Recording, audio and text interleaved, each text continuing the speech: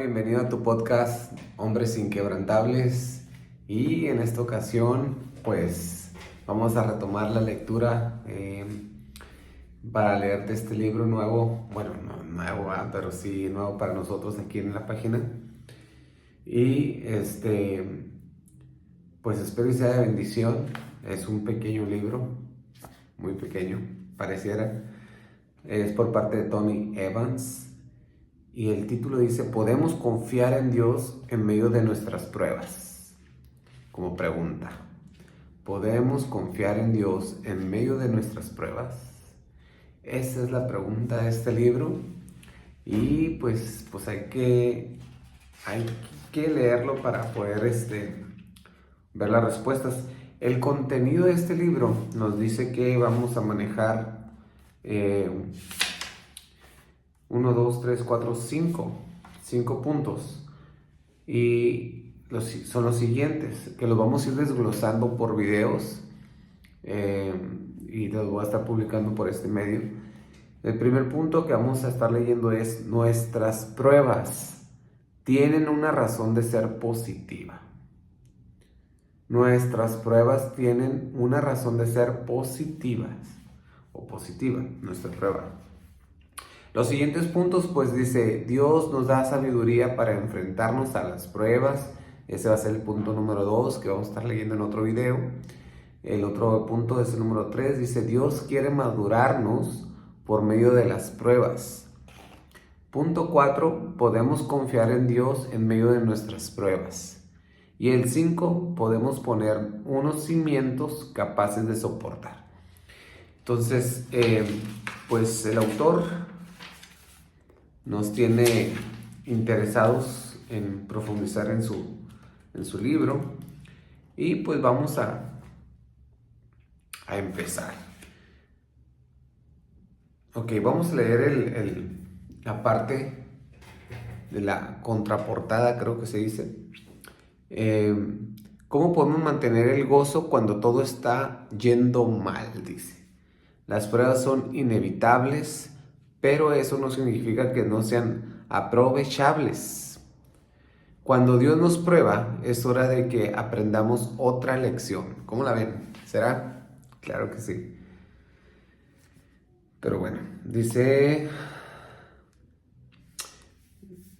como puntos importantes, ver la razón de ser de los tiempos difíciles, confiar en Él, o sea, Dios, en medio de sus pruebas, edificar un fundamento para el futuro. Y vámonos recio. Dice así: nuestras pruebas tienen una razón de ser positiva. Vamos a ver un ejemplo que dice: cuando yo era niño, me solía irritar cada vez que sustituían mi programa favorito de televisión con las pruebas del sistema de difusión de emergencia, que sería usado en caso de que Estados Unidos fuera atacado o se produjera algún otro desastre, ¿no? Cuando llegaba el momento de hacer una de esas pruebas, se interrumpía la programación normal y una voz anunciaba: esto es una prueba. Lo estupendo de aquellas pruebas en la televisión era que solo duraban unos 60 segundos y después volvía a la programación normal. Superman siempre atrapaba a los malos y rescataba a Lois Lane y todo terminaba bien. Pero la Biblia indica con una claridad a la que es imposible escapar, que las pruebas de la vida no son simples interrupciones de 60 segundos, después de las cuales las cosas vuelven a su estado normal y todo está bien de nuevo. Por eso necesitamos conocer la razón por la que Dios nos somete a esas pruebas, los recursos espirituales que Él nos ha dado para que triunfemos en cualquier prueba, y tal vez lo más importante de todo, su fidelidad a nosotros a lo largo de todo el tiempo en que soportemos nuestras pruebas. Quiero comenzar ofreciéndole una definición bíblica de lo que son las pruebas. Son circunstancias adversas o negativas que Dios o bien produce o bien permite que sucedan con el fin de desarrollarnos espiritualmente. Las pruebas son de todos los tamaños y de todos los colores. En lo físico, en lo económico, en las relaciones, en las emociones y en la vida espiritual. Por mencionar unas pocas. La declaración más amplia que hace la Biblia con respecto a las pruebas de la vida nos enseña esta verdad tan básica. El apóstol Santiago escribe: Hermanos míos, tened por sumo gozo cuando os halléis en diversas pruebas, sabiendo que la prueba de vuestra fe produce paciencia. Mas tenga la paciencia su obra completa, para que seáis perfectos y cabales, sin que os falte cosa alguna. Santiago 1, del 2 al 4. En estos versículos hay varios conceptos clave sobre los cuales necesitamos hablar, pero el que suele agarrar desprevenida a la gente es el mandato bíblico de tener nuestras pruebas por sumo gozo. Esas palabras no parecen tener lógica alguna. ¿Cómo podemos tener gozo en medio de una prueba, cuando todo nos va mal? Recuerde que por definición, las pruebas son circunstancias negativas. Pero Dios hace su entrada en medio de esas pruebas y nos dice que no solo sintamos gozo, sino que sintamos sumo gozo, porque nos han sobrevenido esas cosas. ¿Cómo podremos hacer algo así? Lo podemos hacer porque sabemos algo importante que se nos explica en Santiago 1, del 3 al 4. Por negativos que parezcan nuestros problemas, siempre aparecen por una razón positiva, que es la de desarrollarnos espiritualmente. Dios no nos está diciendo que nos sintamos gozosos por el dolor que estamos sintiendo, sino por la razón de ser de ese dolor y por sus resultados, que son nuestra perfección y nuestra madurez espiritual. Cuando Dios nos prueba, es hora de que aprendamos otra lección. Entonces, apúnten ese. Cuando Dios nos prueba, es hora de que aprendamos otra lección. ¿Qué les parece? Gozo contra alegría. Tal vez esto le parezca cosas de los predicadores, así que veamos cómo nos es posible sentir un gozo desbordante en nuestras pruebas, ¿no? O pasar de ellas. En primer lugar, observe que la Biblia nos dice: tenedlo todo por alegría. La razón de esto es que la alegría es movida mayormente por las circunstancias. Depende de lo que esté sucediendo. Si lo que le está sucediendo es bueno, usted se siente alegre. Le dan un aumento de sueldo en el trabajo y se siente alegre. Pero lo reprenden y se siente triste. En otras palabras, la alegría es básicamente un sentimiento. Está situada en el mundo de nuestras emociones y sujeta a todas sus fluctuaciones. Nuestras emociones hacen que reaccionemos, no que pensemos. Por eso saltamos de miedo cuando aparece de manera inesperada el monstruo en una película de terror. Cuando lo hacemos, estamos reaccionando ante algo que es una fantasía total y que sabemos que no es cierto. Sin embargo, sigue teniendo el poder de asustarnos, porque las emociones no se detienen a considerar si lo que estamos viendo es real o si es ficción. Nuestros sentimientos reaccionan ante la información que se les da, tanto si es cierta como si no lo es. Este no es el gozo que se encuentra a nuestro alcance cuando nos encontramos con una prueba. Una suma.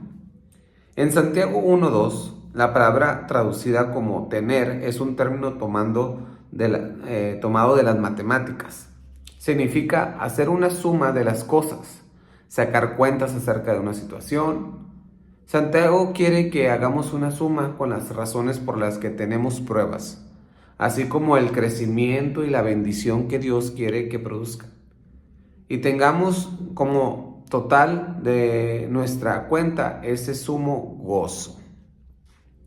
Aquí Santiago está hablando de las matemáticas divinas, porque raras veces las pruebas parecen tener significado o lógica alguna. Si solo las miramos desde el punto de vista humano, por lo general nuestra reacción es algo al estilo de ¿por qué me está pasando esto? ¿Y por qué precisamente ahora? ¿Qué he hecho para merecer esto? Tal vez usted no haya hecho nada en particular para merecerse la prueba. Santiago no está hablando de esos problemas que nosotros nos creamos con nuestros pecados y nuestras malas decisiones. Santiago 1 del 13 al 15. Habla de estas cosas. Esto lo sabemos por las palabras cuando os halléis.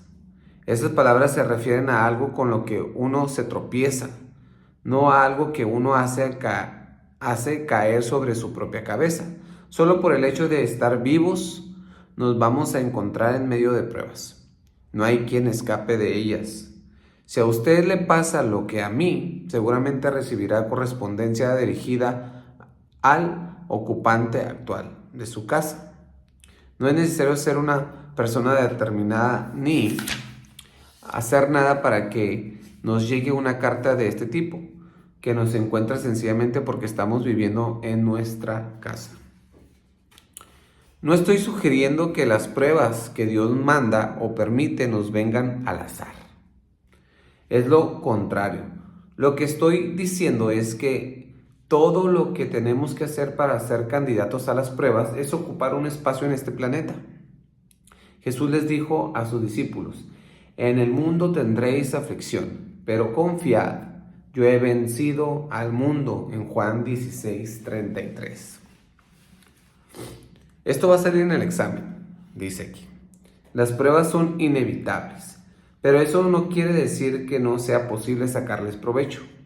Cuando Dios nos prueba, es hora de que aprendamos otra lección para podernos mover al siguiente nivel espiritual.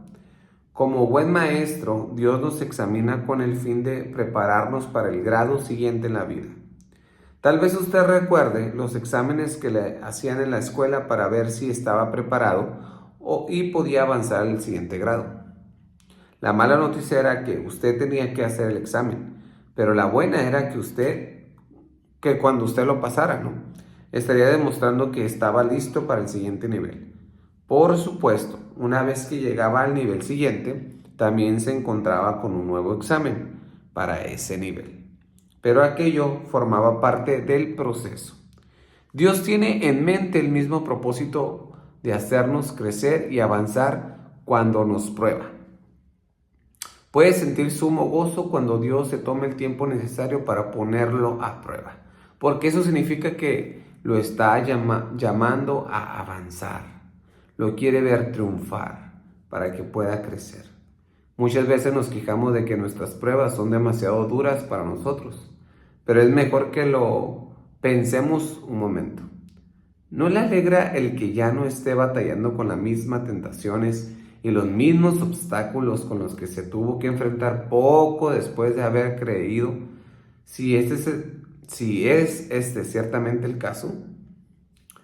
Espero con toda sinceridad que si usted lleva algún tiempo como cristiano, haya hecho el progreso espiritual suficiente para poder mirar atrás y decir: sí, yo solía batallar de verdad con ese problema, pero he aprendido unas cuantas lecciones valiosas que han hecho que dé la impresión de que el problema se ha esfumado. No me malinterprete, no estoy hablando de ser perfecto, sino de crecer hacia la madurez. ¿Se puede imaginar algo más triste que un hombre de 40 años que aún esté batallando con la tentación de robarse las monedas del armario de su padre o de llevarse una galleta dulce del bote que tiene su madre en la cocina? Pues exactamente, esa es la situación de muchos cristianos en su vida. No están aprobando los exámenes que Dios les pone, así que siguen atascados en el jardín de la infancia, hablando en sentido espiritual. Usted necesita saber algunas cosas más acerca de las pruebas que manda Dios. Como buen maestro, Dios solo nos hace el examen de acuerdo con la información que se encuentra a su alcance en la palabra. Por consiguiente, si usted está pasando por una prueba, le puede pedir al Espíritu Santo que le revele la verdad o la lección que Dios quiere que conozca. También necesita saber que Dios cree en seguirle repitiendo el examen hasta que pase de grado. Así que si no quiere verse como un adulto sentado en una sillita del jardín de la infancia, póngale atención a la prueba que está pasando. Asegúrese de buscar con diligencia lo que piensa Dios acerca de ella. Lo puede hacer con toda confianza porque Santiago 1:3 dice que Dios tiene un buen propósito detrás de ella. Nuestras pruebas son hechas a la medida. Otro aspecto importante de nuestras pruebas y de su razón de ser es que tanto las pruebas suyas como las mías son diseñadas con nuestro nombre escrito en ellas. Son hechas a la medida. Por ejemplo, esto significa que usted no le puede decir a Dios: ¿por qué tengo que pasar por todo este sufrimiento físico cuando Pepe y todos mis demás amigos se sienten tan bien? Tampoco Pepe le puede decir al Señor: no comprendo por qué estoy batallando tanto con la economía, que apenas me alcanza el dinero, mientras que Pedro y mis demás amigos pagan sus deudas con tanta facilidad. Pedro tuvo este problema, tal como se describe en Juan 21, 18 al 22. Jesús había resucitado de entre los muertos y estaba restaurando a los discípulos, en particular al propio Pedro, en el ministerio. Entonces le dijo que iba a morir mártir. Sin embargo, Pedro pareció estar más interesado en las pruebas que Dios le tenía reservadas a Juan, porque le dio a Jesús: Señor, ¿y qué de este? Jesús le respondió diciéndole que el futuro de Juan no era asunto suyo. Sígueme tú. Fue todo lo que nuestro buen Pedro necesitaba saber. Es importante no darse por vencido. He aquí un principio importante más acerca de las pruebas antes que sigamos adelante. No se desaliente ni se frustre hasta el punto de echarlo todo a rodar antes de haber terminado el examen.